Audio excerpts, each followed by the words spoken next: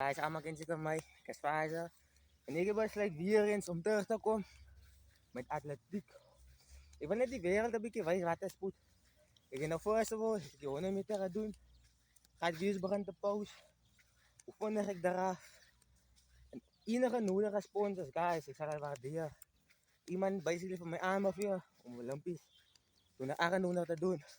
Guys, nou kijken hè. Ik is nou weer baan. Aan mijn hometown Topak. Nou ga ik daar om mijn 400 te doen. Je gaat mak.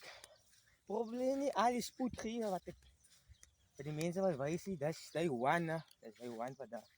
So guys, we begin. Maar guys, kijk je naar het na, je gaat nou beginnen. 3, 2, 1, go.